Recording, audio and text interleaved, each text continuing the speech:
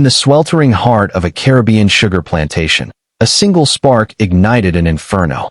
Flames devoured endless fields of towering cane, and with them, the chains of an empire. Thousands of enslaved souls rose as one, their cries echoing across the night sea. This was no ordinary revolt. It was the birth of the only successful slave-led revolution in history, and it all began with a humble blade of grass that would conquer the world. 10,000 years ago, in the misty tropical lowlands of New Guinea, humans first encountered a quiet miracle.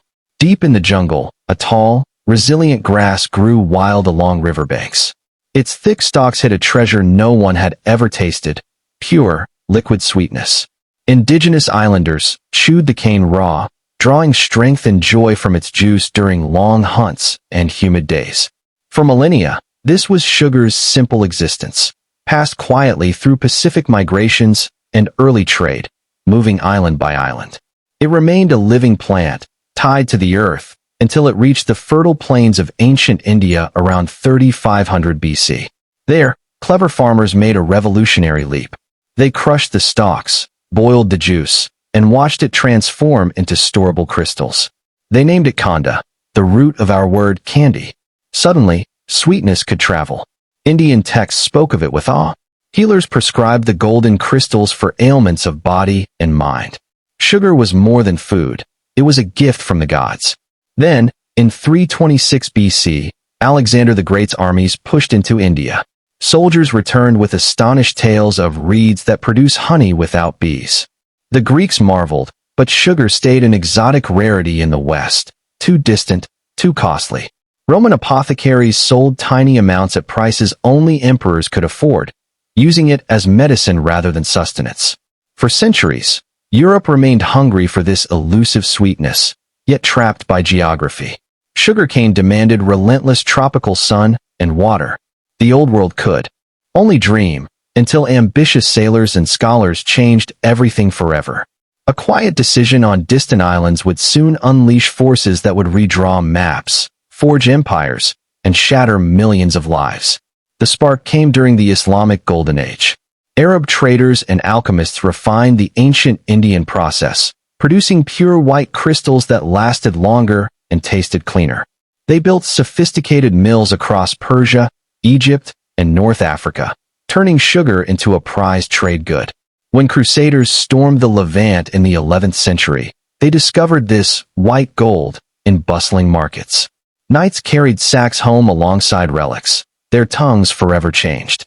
Venetian merchants seized the opportunity, dominating European refining and sales for generations. Sugar sculptures adorned royal tables like jewels. A single pound could cost a laborer weeks of wages. But demand exploded while supply remained fragile.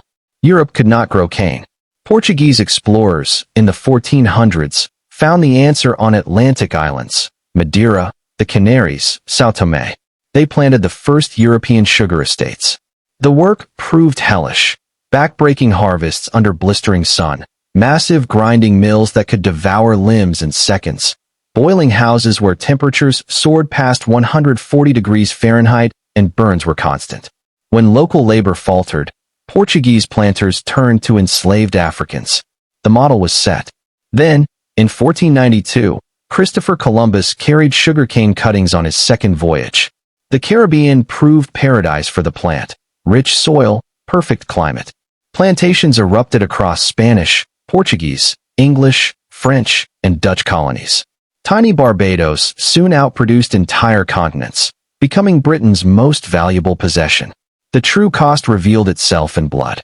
Between the 16th and 19th centuries, roughly 12.5 million Africans endured the Middle Passage. Sugar plantations claimed the largest share. Life expectancy after arrival, often just 7 brutal years. Owners calculated it cheaper to replace bodies than care for them. The triangle trade locked continents in a deadly cycle. European goods to Africa, enslaved people to the Americas, sugar and profit back to Europe. Fortunes built London mansions and funded wars. By the 1700s, sugar surpassed tobacco, cotton, and coffee as the Atlantic's most valuable commodity. In England, consumption soared from £4 per person yearly in 1700 to 18 by 1800. Sweetened tea became the fuel of the working class, cheap calories for endless factory shifts. Sugar powered industrial capitalism. Yet resistance simmered. On the French colony of Saint-Domingue, the unimaginable happened. In 1791, hundreds of thousands of enslaved people on sugar estates rose in coordinated fury. They burned fields, seized weapons, and waged a 12-year war against 3 European powers. Leaders like Toussaint Louverture emerged from the cane fields as military geniuses. By 1804, Haiti stood as the first independent black republic in the Western Hemisphere. The revolution shattered the old order. France lost its richest colony. Napoleon, desperate for revenue and sweetness, sold the vast Louisiana territory to the young United States for pennies an acre, a deal that doubled America's size overnight. Cut off from Caribbean cane by British blockades, Napoleon turned to an unlikely savior, the humble sugar beet. European chemists had proven beets contained the same sucrose. Massive state investment followed. Fields bloomed across France. By 1813, beet sugar challenged cane's ancient monopoly. A new rivalry, tropical cane versus temperate beet, drove prices down and production skyward. Technology amplified the revolution. Steam engines crushed cane at unprecedented speeds. Railroads raced harvests to mills. Refineries produced snow-white crystals symbolizing modernity. Sugar flooded every shelf, in jams, candies, baked goods, and the new miracle drink, soda. Coca-Cola. Launched in 1886. By the early 1900s, sugary beverages and snacks defined modern life. Consumption climbed relentlessly. Yet behind the sweetness lurked shadows. Industry insiders knew the health risks by the 1950s, but funded studies that shifted blame to fat. Decades of misguided policy followed, reshaping diets and contributing to today's epidemics of obesity, diabetes, and heart disease. High-fructose corn syrup later flooded processed foods, making sweetness cheaper than ever. The grass from New Guinea had achieved total victory. Today, global production exceeds 180 million tons annually. Sugar is everywhere, hidden in sauces, breads, yogurts, and drinks. The average person consumes roughly 50 pounds yearly, with many in developed nations far exceeding that. Nations experiment with taxes and reformulations, seeking balance between pleasure and health. Sugar built empires and toppled them.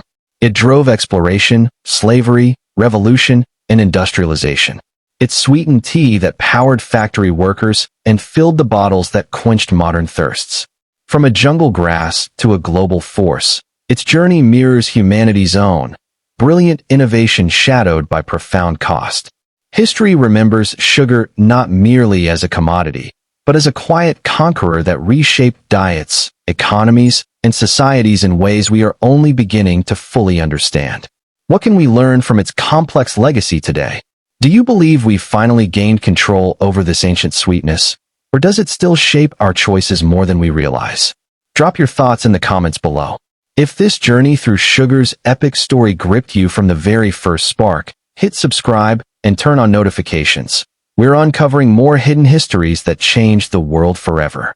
The next one might hit even closer to home.